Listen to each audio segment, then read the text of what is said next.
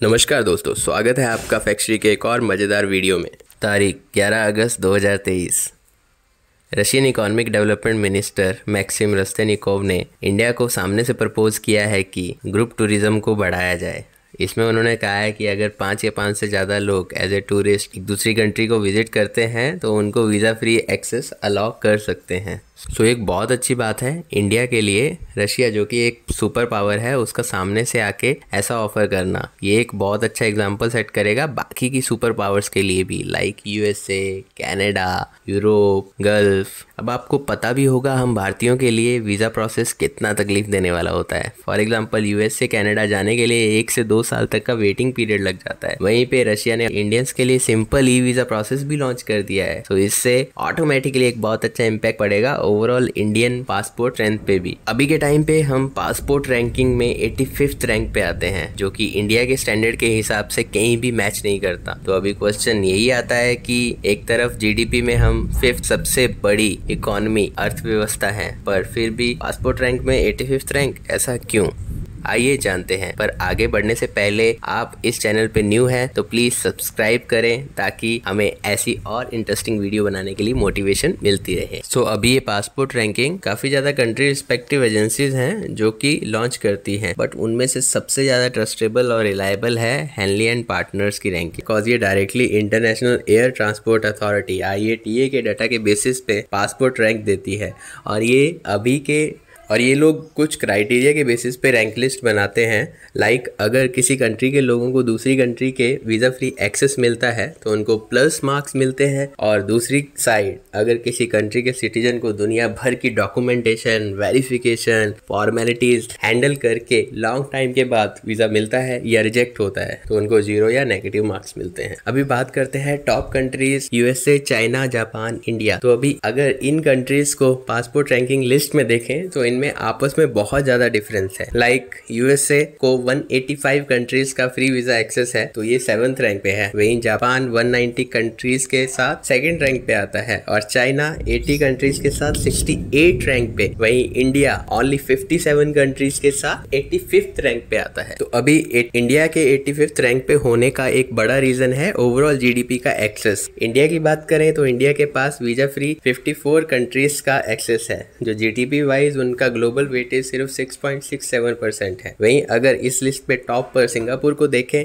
तो इनका खुद की जीडीपी कम है, बट इनको 193 कंट्रीज जो कि टॉप कंट्रीज हैं जीडीपी लिस्ट में, सो इनका ग्लोबल वेटेज 92.75% है। सो इस रैंकिंग में जीडीपी के साथ एक मेजर रोल प्ले करता है जीडीपी पर कैपिटा, जिसमें इंडिया बहुत पुअर है। अगर 2023 की बात करें तो हमारा जीडीपी पर कैपिटा है 2256 USD पर एनम। अगर रुपीस में कन्वर्ट करें तो ये बैठता है अराउंड 15,000 पर मंथ, जो कि टॉप कंट्रीज लाइक सिंगापुर, सो उनका है अराउंड 4 लाख पर मंथ। सो अभी अगर आप देखेंगे तो ये उनके आसपास भी नहीं है। अभी आते हैं पासपोर्ट रैंकिंग लिस्ट की इंपॉर्टेंस पे। सो ऑटोमेटिकली जिस कंट्री का जितना ज़्यादा पासपोर्ट स्ट्रेंथ होगा उतनी ही ज़्यादा उसको ग्लोबल जीडीपी का एक्सेस मिलेगा। Like let's take it as example, India के पास ओनली 57 कंट्रीज का फ्री एक्सेस है और रैंक 85th रैंक है।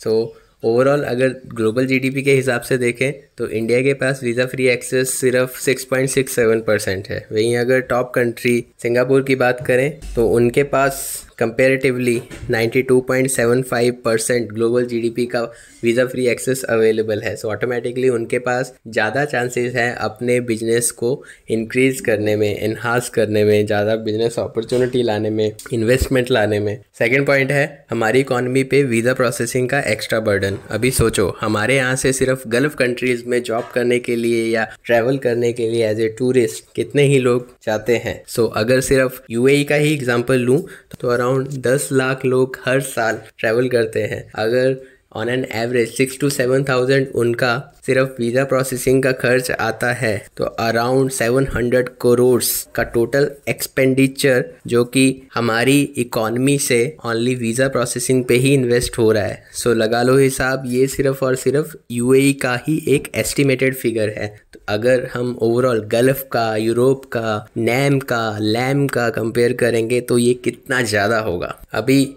सबसे इम्पॉर्टेंट क्वेश्चन पे आते हैं कि ये रैंकिंग लिस्ट इम्प्रूव कैसे हो सकता है, कैसे हमारे पास ग्लोबल जीडीपी का एक्सेस बढ़ के आएगा। तो इसमें हम एक बहुत अच्छा एग्जांपल ले सकते हैं यूएई, यूनाइटेड अरब एमिरेट्स। जैसे यूएई ने टूरिज्म को विजन रखते हुए एक passport strength improvement task force ही बना दिया, उसी तरह इंडिया गवर्नमेंट भी उनसे सीखते हुए ऐसा कुछ कर सकते हैं। तो एक एजेंसी बना के वो ओवरऑल मैट्रिक्स लाइक कंट्री का स्टेबिलिटी, जीडीपी पर कैपिटा के साथ एनालिसिस करके टॉप जीडीपी कंट्रीज के साथ visa free travel alliance build करें। अभी इसके साथ हम वर्ल्ड में टॉप डिमांड पे हैं। तो लाइक जस्ट नाउ जैसे रशिया ने हमें सामने से ऑफर किया है, तो इस ऑफर को एज ए बेस लाइन पे रख के हम दूसरी टॉप पावर के साथ भी नेगोशिएट कर सकते हैं, ताकि वो भी हमें as a visa free access के लिए कंसीडर कर पाए। इसमें एक और इम्पोर्टेंट पॉइंट आता है, मान लो हमें वीजा फ्री एक्सेस बाकी कंट्रीज का मिल भी जाता है, तो एज ए इंडियन हमें भी कुछ रिस्पॉन्सिबिलिटी उठानी पड़ेगी। लाइक एज यू नो, कुछ टाइम पहले सर्बिया ने इंडिया को वीजा फ्री एक्सेस अलाउ किया था, बट जैसा कि आपको पता है कितने ज्यादा इंडिया से इमिग्रेंट्स यूरोप, यूएसए के लिए उस रूट का यूज कर रहे थे। तो अभी भी अगर रिकॉर्ड के हिसाब से देखें तो बहुत सारे इंडियन सर्बिया के डिटेंशन सेंटर्स में फंसे हुए हैं, जो कि इलीगली सर्बियन बॉर्डर्स के थ्रू